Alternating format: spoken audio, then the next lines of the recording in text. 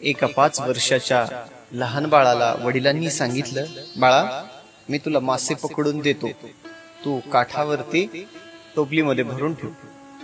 5 वर्षाचं लहान बाळ आहे. वडील पाण्यामध्ये जाऊन मासे पकडून आणत आहेत आणि काठावर आणून आपल्या मुलाला देत आहेत. परंतु वडिलांनी पकडलेले मासे ते इकडे काठावर आल्यानंतर ते जे तडफडणारे जे मासे आहेत, त्या तडफडणाऱ्या माशाच्या जे जन्म मरणाचा खेळ आहे, जन्म मरणाचा खेळ बघून त्या लहान बाळाचं अंतकरण गहिवरलं. वाटलं, अरे आपल्या उपजीविकेसाठी एखाद्या प्राण्याची हत्या करावी, माशांना मारावं, आणि हे माझ्याच कुळामधले मासे आहेत, मीच माझ्या कुळाचा नाश का करावा, असा विचार करणाऱ्या त्या लहान बाळाला आणि त्यांचं अंतकरण गहिवरल्यामुळं ते मासे जे पकडलेले होते ते पाण्यामध्ये सोडून दिले. आणि मासे पाण्यामध्ये सोडून दिल्यानंतर वडिलांनी पाहिलं, मी एवढ्या कष्टानं पकडून आणलेले मासे आपला मुलगा पाण्याच्या प्रवाहामध्ये टाकून देतोय. राग आला, आणि राग आल्यानंतर वडिलांनी पाण्याच्या बाहेर आलं आणि आपल्या 5 वर्षाच्या बाळाला खन खन कानाखाली वाजवलं. तर वडिलांनी आपल्या लहान बाळाला, ज्याला अजून काही कळत नाही, त्याला का मारलं? काय आहे ही कथा? ऐकूया. नवनाथ भक्तिसार, अध्याय 1.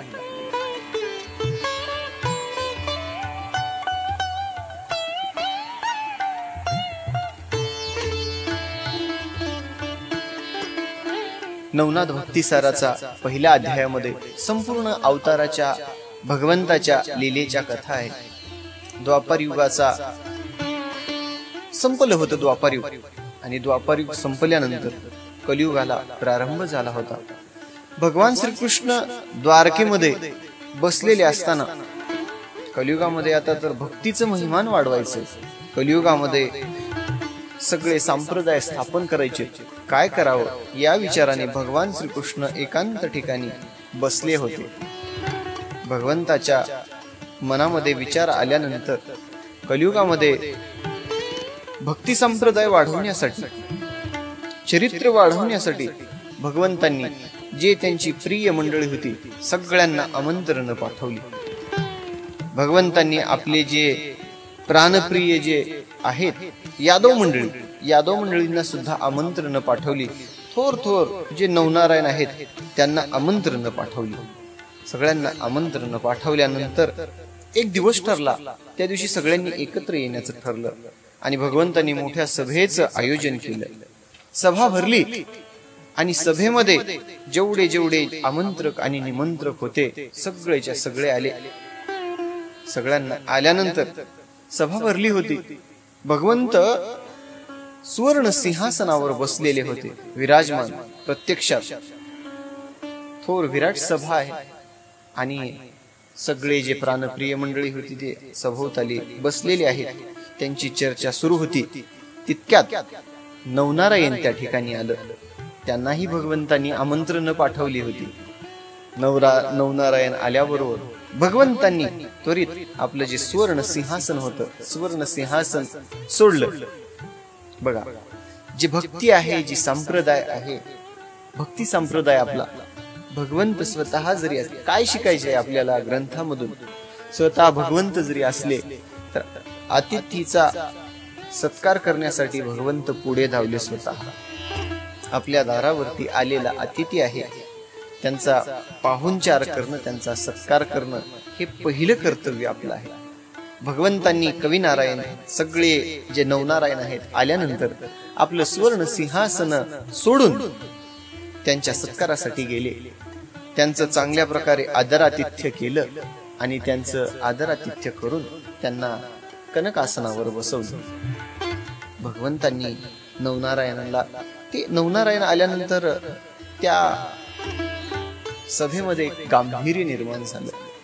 कसं बैठकीमध्ये एखादा जर मोठा माणूस आला तर बैठक कसं गंभीर स्वरूपामध्ये येते, त्याचप्रमाणे नवनारायण आल्याबरोबर असं एकदम गंभीर वातावरण त्या ठिकाणी निर्माण झालं. भगवान श्रीकृष्ण त्यांचं आदरातिथ्य करून आपल्या आसनावर बसले. नवनारायणांनी भगवंतांना प्रश्न केला, भगवंता, आपण आम्हाला या ठिकाणी कशासाठी बोलवलं आहात, आम्हाला सांगा. भगवान श्रीकृष्ण सांगत आहे, नवनारायण, आता कलियुगाला सुरुवात झालेली आहे आणि कलियुगामध्ये आपल्याला भक्तीचं महिमान वाढवण्यासाठी तुम्ही काय करा, संप्रदाय स्थापन करा, भक्ती संप्रदाय स्थापन करा. वेगवेगळ्या ठिकाणी अवतार घेऊन, आणि नवनारायण म्हणजे तुम्हीच नाही तर तुमच्यासोबत बाकी इतरही तुमच्यासोबत अवतार घेणार आहेत. उद्धव अवतार घेणार आहे. मी स्वतः ब्रह्मदेव, शंकर, निवृत्ती ज्ञानदेव आणि आदिमाया, सोपान मुक्ताबाई या रूपामध्ये मी सुद्धा जन्म घेणार आहे. आपल्याला भक्तीचं महात्म्य वाढवायचं आहे. कलियुगामध्ये सत्य धर्म टिकावा या उद्देशाने भगवंतांनी सगळ्यांना अवतार कार्य सांगितलं. कोण कुठे अवतार घ्यायचा, कोण कुठे अवतार घ्यायचा, सगळं ठरलं. आणि सगळं ठरलेलं असताना एकीकडे कथा वर्तते. जो पहिला अवतार आहे नवनारायणाचा आहे.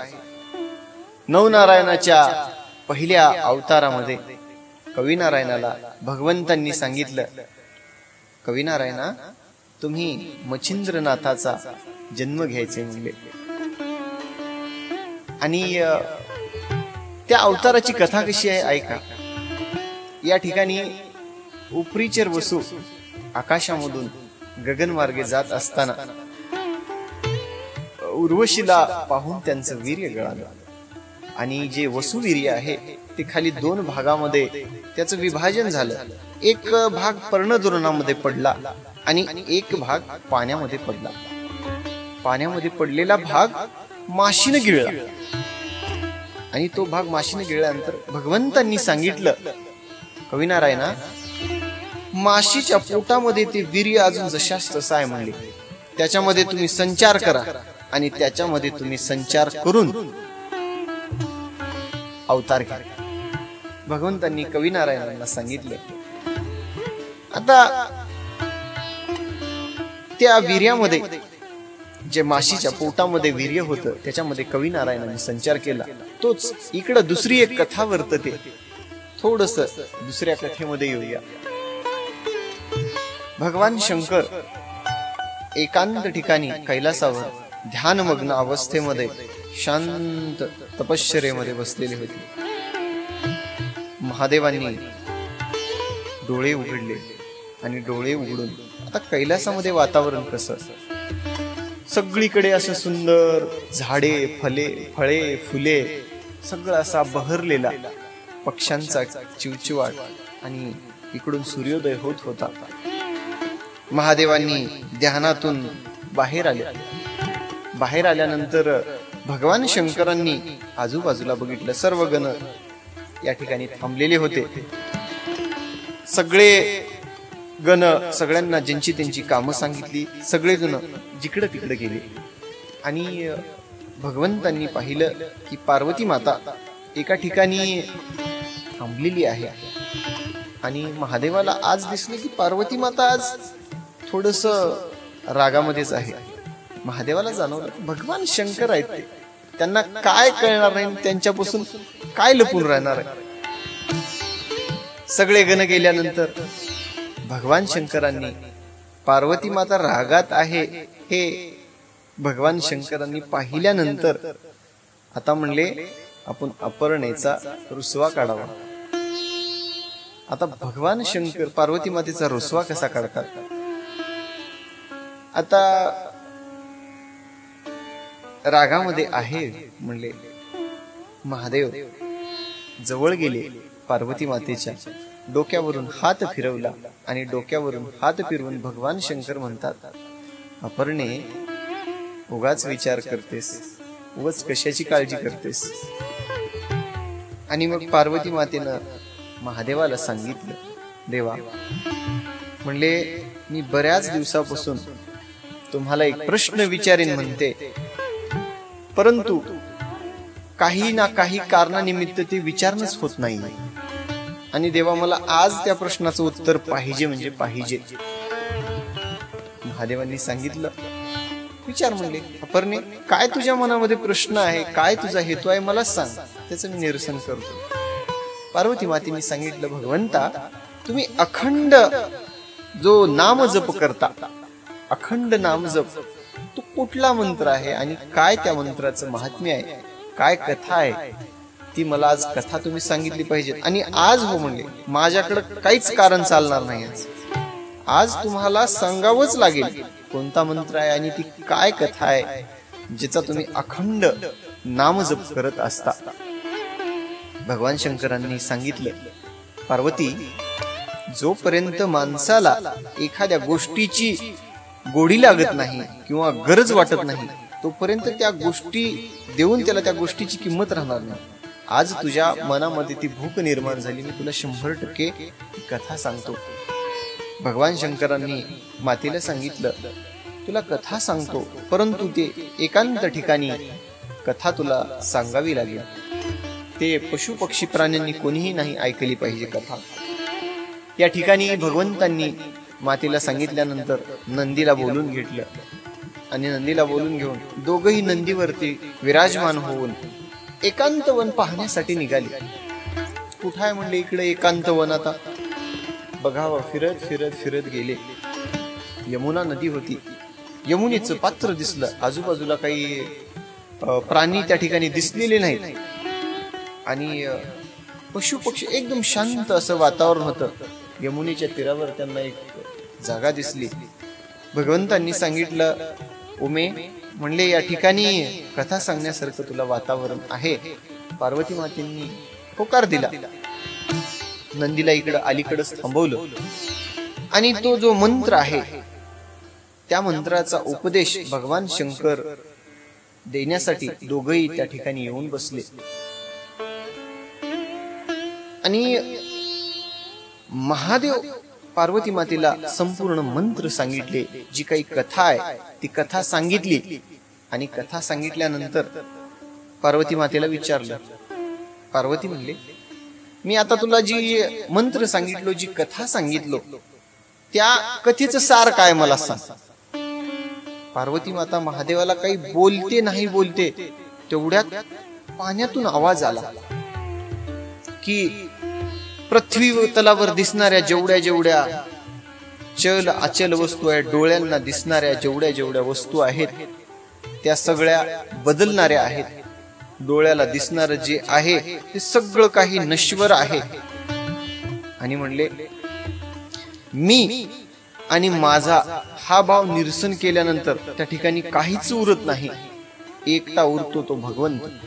सुवर्ण सिंहासन, जे सोन्याचे दागदागिने आहेत, ते वेगवेगळे जरी दिसत असले तरीही म्हणले ते सोनं एकच आहे.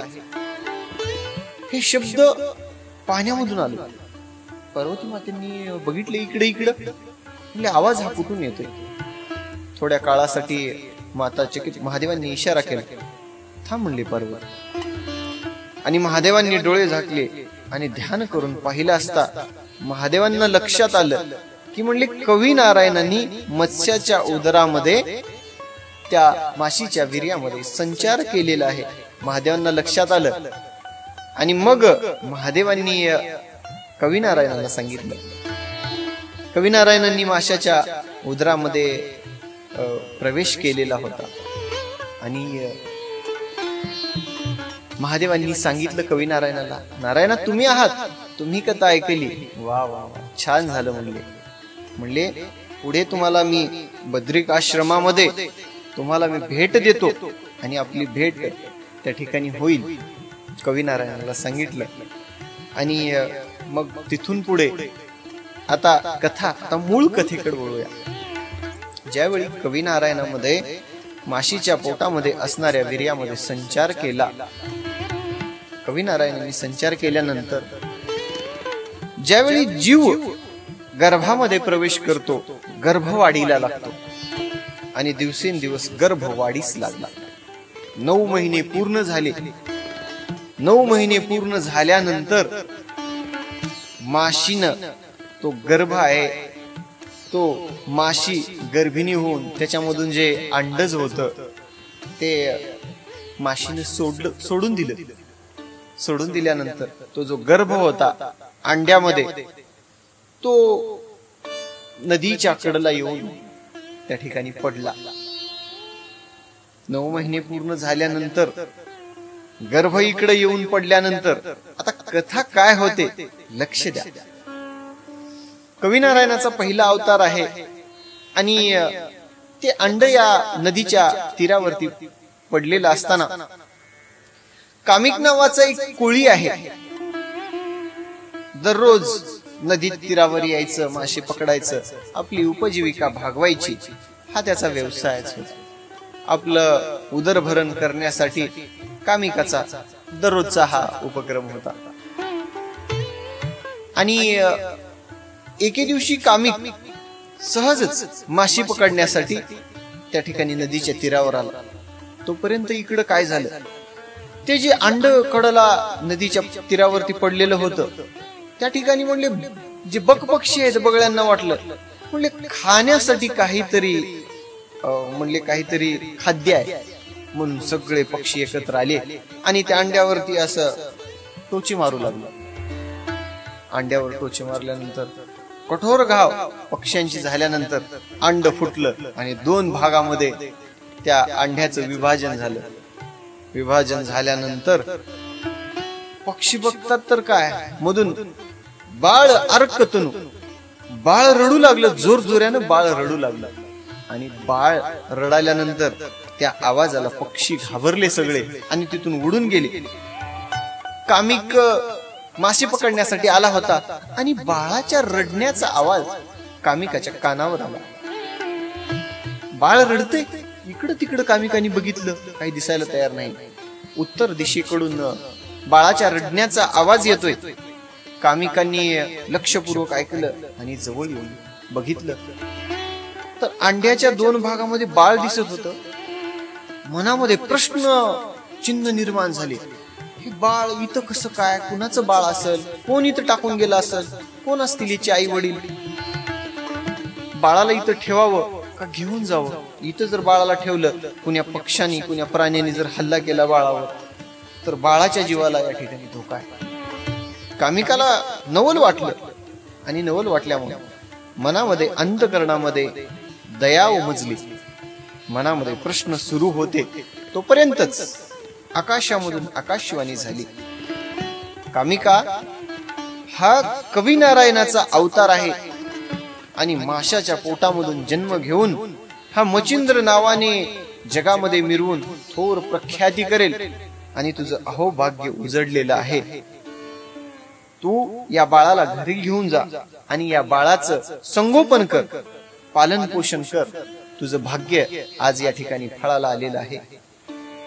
आकाशातून आकाशवाणी ऐकलं आणि कामिकाला मनामध्ये आनंद वाटला आणि बाळाविषयी मनामध्ये प्रेमही दाटून आलं. कामिक आणि शारदवता आहे, या दोघांनाही मूलबाळ नव्हतं आणि ज्यांना मूलबाळ नाही त्यांना बाळाची किंमत काय आहे त्यांनाच विचार. दोघांनाही अपत्य नव्हतं. संसारामध्ये सगळं काही सुख होतं, संसारामध्ये सगळ्या गोष्टीचा भरभरून या ठिकाणी सगळं समाधान होतं, परंतु बाळ नव्हतं. या चिंतेने रात्रंदिवस त्यांचा जीव व्याकुळ व्हायचा. आणि आज भगवंतांनी ती दशा पालटलेली आहे. कामिकाला आकाशवाणी झाल्याबरोबरच मनामध्ये आनंद झाला आणि मनामध्ये आनंद झाल्यानंतर ते बाळ अर्कतनु, बाळ उचललं आणि बाळ उचलल्यानंतर मनामध्ये अतिशय प्रेम दाटून आलं आणि बाळाला घेऊन कामिक घराकडे आला. घराकडे आल्यानंतर आकाशवाणीमध्ये ऐकलं होतं की याचं नाव मच्छिंद्र ठेवायचं आहे.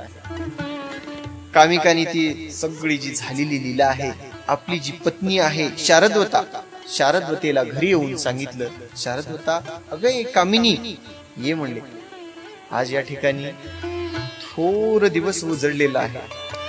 भाग्य आहे आपलं, भाग्य उजडलं आपलं.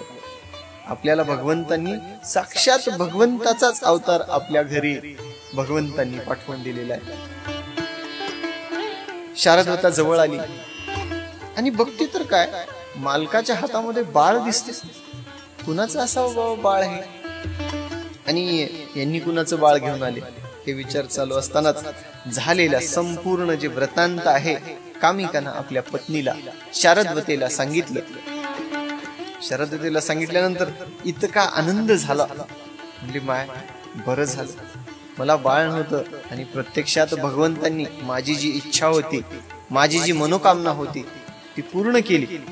मनामध्ये अतिशय आनंद झाला आणि कितीतरी उल्हासानं बाळ हातामध्ये घेतलं. नवल त्या ठिकाणी काय वर्तत आहे का, हातामध्ये साक्षात कविनारायणाचा अवतार होता. आणि ज्यावेळेस शारदवतेनं हातामध्ये बाळ घेतलं आणि हातामध्ये बाळ घेऊन प्रेमानं आपल्या हृदयाला ज्यावेळेस लावलं त्यावेळेस तिला पान्हा फुटला. बघा भगवंताची काय लीला आहे. पान्हा फुटला. पान्हा फुटल्यानंतर बाळाला पाजवली तिने. पाजवली. बाळाने अन्न आहे म्हणून प्राशन केलं. बघा भगवंत काय भगवंताच्या लीला आहेत. एखाद्याचा दुःख अवस्थेमध्ये पडलेला आहे म्हणले काय हे भाग्याचा दिवस आहे. सहज म्हणले एखादा म्हणजे कणाकणासाठी छोट्याशा एका कवडीसाठी जे रात्रंदिवस मेहनत करत आहे, भटकत आहे, त्याला अचानक सुवर्ण सिंह म्हणजे सोन्याचा घडा त्याला लाभावा. त्याचप्रमाणे मुलबाळ नव्हतं आणि साक्षात भगवंताचा अवतार घरी आला. काय सांगावं, त्यांच्या मनामध्ये किती आनंद झाला. दोघांनाही अतिशय आनंद वाटू लागला. दोघही आनंदामध्ये होते. हळूहळू त्या बाळाचं संगोपन करू लागला. बाळाला गरम पाण्याने अंघोळ घालायची, बाळाला खाऊ घालायचं, पिऊ घालायचं, झोक्यामध्ये बसवून बाळाला झोके द्यायचे. बाळावरती जे प्रेम आहे, जे माया आहे, शारदवता आणि कामिकानी बाळाचं पालन पोषण करण्यास सुरुवात केली. दिवस अतिशय आनंदामध्ये जात होते. बघत बघत बाळाचं नामकरण केलं. बाळाचं नाव ठेवलं मच्छिंद्रनाथ. बाळ हळूहळू दिवसेंदिवस मोठा झाला. मच्छिंद्रनाथ 5 वर्षाचे झाले. आता कथा आहे का, 5च वर्षाचं बाळ आहे. आता काय कळणार आहे 5 वर्षाच्या बाळाला. परंतु तो साक्षात कविनारायणाचा अवतार होता.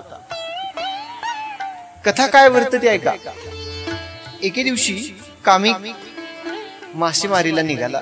मासेमारीला निघाल्यावर मच्छिंद्राला सांगितलं, बाळा चल म्हणले मासे पकडायला, मला मदत कर, मला काहीतरी तू मदत करू लाग तिकडं, त्या ठिकाणी माझ्या कामामध्ये तुझाही हातभार लागेल.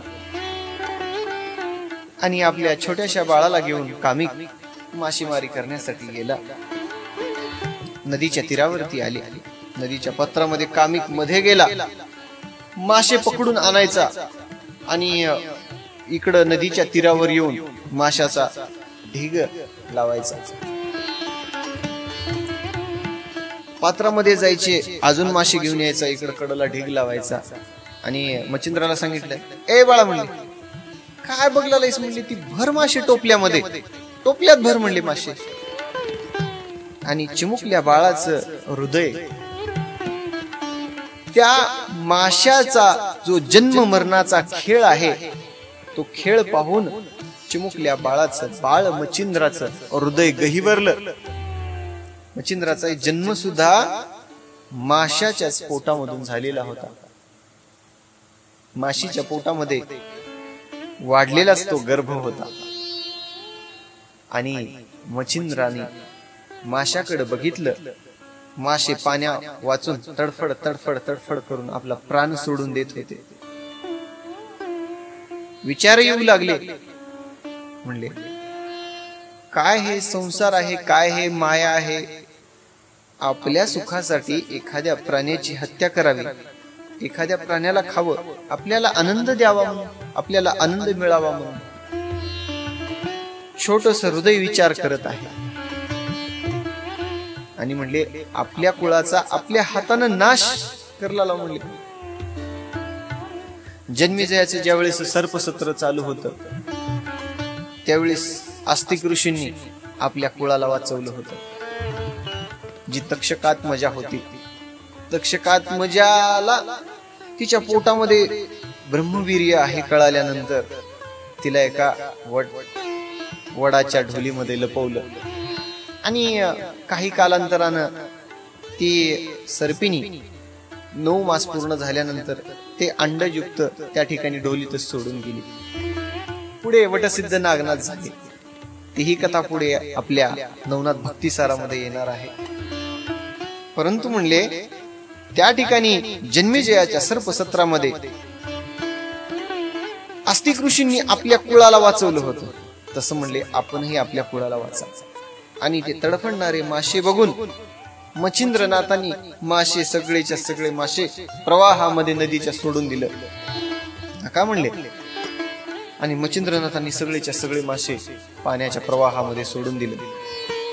तिकडून वडिलांनी पाहिलं, कामिकांनी पाहिलं की मच्छिंद्रनाथ मासे पकडलेले, मी एवढ्या कष्टातून पकडलेले मासे धरतोय आणि पाण्याच्या प्रवाहामध्ये सोडून देतोय. राग आला, तळपायाची आग मस्तकाला गेली आणि पाण्याच्या प्रवाहामधून कडबडीनं लगबगीनं बाहेर आला आणि 5 वर्षाच्या बाळाला खन खन कानाखाली 2 वाजवले. लहान बाळाला मारलं. म्हणले अरे भूत दया करून काय खातोस म्हणले पोटाला. ही एवढे मासे काय कष्टानं धरला मला माहित आहे. म्हणले तुला काय माहित आहे त्या कष्ट म्हणले. आणि मासे ही पाण्यामध्ये सोडून देऊन काय खातोस? भीक मागून खातोस का? बाळ मच्छिंद्राचं बाल हृदय आपल्या पित्याचे कठोर शब्द ऐकत होते आणि मनामध्येच मच्छिंद्रनाथाने विचार केला, भिक्षा त्याच्यामध्ये काय वाईट आहे? म्हणले काय वाईट आहे भिक्षा मागून खाण्यामध्ये? पवित्र आहे ते. आपल्या पोटासाठी एखाद्या जीवाला त्रास देऊन, एखाद्याचा जीव घेऊन आपल्या पोटाला समाधान करावं, त्याच्यापेक्षा भिक्षांना कधीही परवडलं. आणि आपल्या पित्याचं हे जे बोलणं आहे हाच शेवटचा उपदेश समजला आणि हेच शेवटचा उपदेश आहे. आणि हाच उपदेश मानून आपण या ठिकाणी थांबावं. मच्छिंद्राने विचार केला. अंतःकरणामध्ये संसारामधली जी माया आहे निघून गेली आणि म्हणले नाही, म्हणले आपल्या आपल्या हे कुळाचा आपल्या हाताने संहार करणं हे योग्य नाही. मच्छिंद्रनाथाला ऐकून भर मासे म्हणले, ते टोपल्यामध्ये मासे भर, मी अजून पकडून आणतो. ऐकायला वाटलं. मच्छिंद्रनाथाने वडिलांचे ते शेवटचे शब्द समजून मच्छिंद्रनाथ तिथून वडिलांची नजर चुकून निघून गेली. वडील मासे पकडून इकडे तिकडे बघितले, बाळाला मारलो आहे आणि मच्छिंद्रनाथ त्या ठिकाणी दिसले नाहीत. घरी गेला असेल आणि घरी गेला असेल, कुठं जाणार आहे? वडिलांना वाईट वाटलं. काय होतं ज्या वेळेस आई वडिलांना राग येतो, आपल्या लहान बाळांना ज्या वेळेस आई वडील मारतात, मारताना तर ते मारतात लहान बाळांच्या हितासाठीच.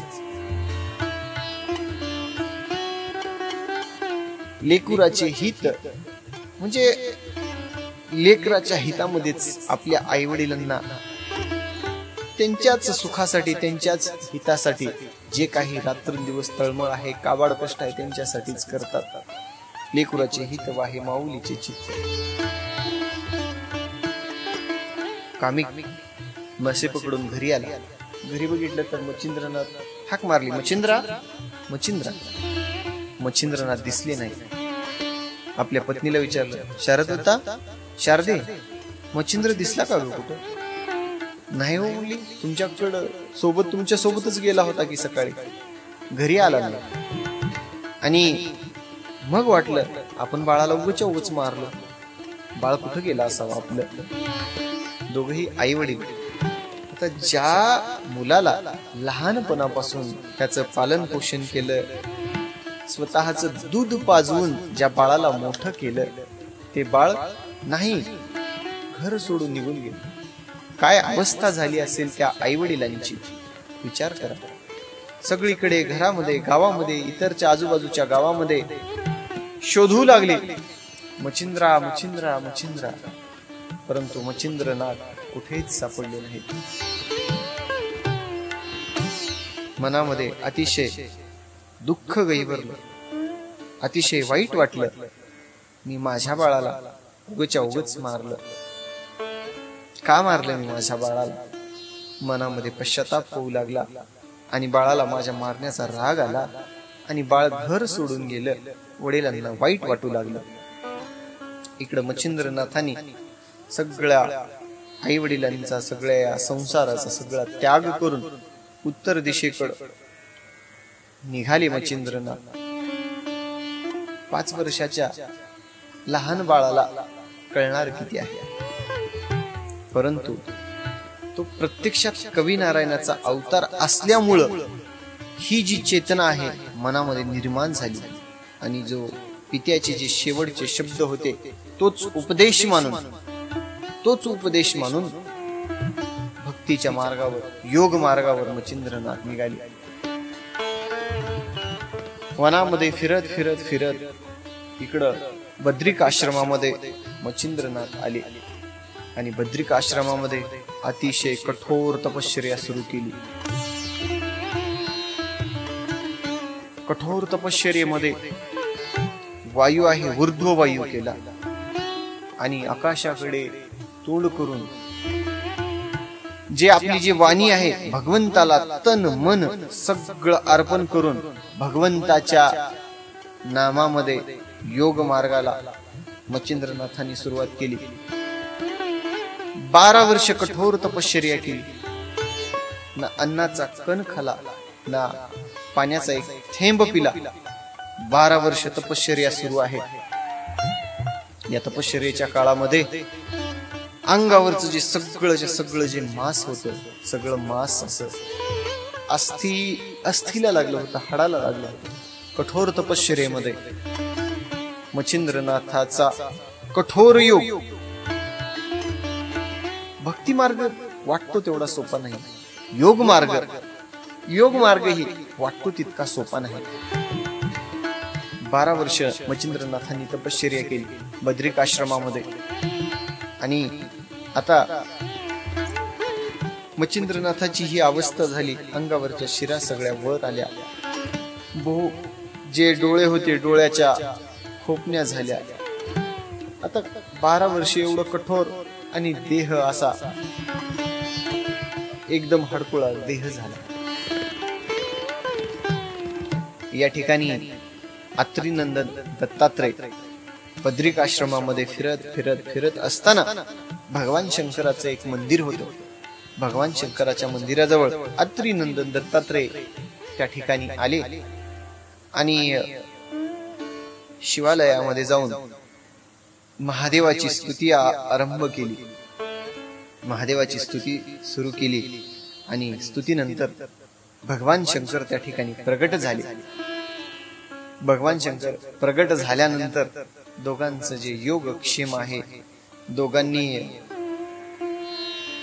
या ठिकाणी आपला संवाद त्या ठिकाणी साधला आणि दोघांच्या संवादामध्ये दत्तात्रेयांनी शंकराला सांगितलं, महादेवा म्हणले बद्रिक आश्रम या ठिकाणी फिरायचं आहे म्हणले. आणि भगवान शंकरांनी सांगितलं ठीक आहे म्हणले, आपण फिरूया. परंतु त्यांच्या त्या फिरण्यामागे या ठिकाणी मच्छिंद्रनाथाला त्यांनाही दर्शन द्यायचं होतं. त्यामागे हेतू कसा होता की म्हणले उन्हाळ्याच्या ग्रंथ करते उपमा देऊन सांगतात. उन्हाळ्याच्या दिवसामध्ये एखाद्या वटसरूला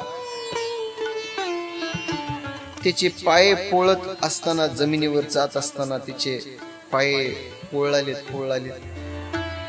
दूर पर्यंत कुठं वृक्ष दिसायला तयार नाही आणि अचानक त्याला कल्पतरूची छाया लाभावी. मनाने विचार केला या ठिकाणी पाणी असतं तर पाणी भेटावे, जेवायला असतं तर जी इच्छा केली ते मागणारा कल्पवृक्ष ज्याप्रमाणे भेट, त्याचप्रमाणे भगवान दत्तात्रय आणि भगवान शंकर मच्छिंद्रनाथाला या नवनाथ भक्तिसाराच्या पुढच्या अध्यायामध्ये भेट दिली. नवनाथ भक्तिसाराचा हा पहिला अध्याय आहे. भगवान शंकर आणि दत्तात्रेयाची भेट झालेली आहे. पुढच्या अध्यायामध्ये ते दोघही मच्छिंद्रनाथाला दर्शन देतील. आणि आता अध्याय झाल्यानंतर या अध्यायाची प्रत्येक नवनाथ भक्तिसाराच्या अध्यायाची फलश्रुती आहे. प्रत्येक अध्यायाची एक वेगळं फळ आहे. हा जो पहिला अध्याय आहे, या पहिल्या अध्यायामधून जी आपल्याला जी कोणती बाधा झालेली असते, सबंध बाधा नाहीशी होते. आणि नवनाथ भक्तिसार हा ग्रंथ जे नाथ संप्रदायामधली जी थोर मच्छिंद्रनाथ, गोरक्षनाथ सगळ्यांनी म्हणजे नाथांनी शाबरी विद्येवर कवित्व केलं आणि त्या शाबरी विद्येवर कवित्व करून सगळ्यांना, सगळे जे भूत प्रेत आहेत सगळ्यांना बंधन घालून आपल्या अधीन करून घेतलं आणि त्यांना सांगितलं, मी हे शाबरी विद्येवर कवित्व केलेलं आहे, हे फळाला तुम्ही आणलं पाहिजे. म्हणून नवनाथ भक्तिसार हा ग्रंथ एखाद्याच्या घरामध्ये जर निगेटिव्ह एनर्जी असतील, नकारात्मक ऊर्जेचा जर संचार होत असेल, वाटत असेल, घरामध्ये जर व्यवस्थित वातावरण वाटत नसतं, तर त्यांनी नवनाथ भक्तिसार ग्रंथाचं अवश्य या ठिकाणी पारायण करावं. पहिला अध्याय या ठिकाणी समाप्त झालेला आहे. आणि पुढच्या अध्यायामध्ये भगवान शंकर आणि दत्तात्रेय मच्छिंद्रनाथाला भेट देतील. पुढच्या अध्यायाची कथा अतिशय गोड आहे आणि ग्रंथ करते धुंडी सुत मालूकवी सगळ्या श्रोत्यांना नमन करून कथेचा पहिला अध्याय समाप्त. रामकृष्ण. श्री नवनाथ.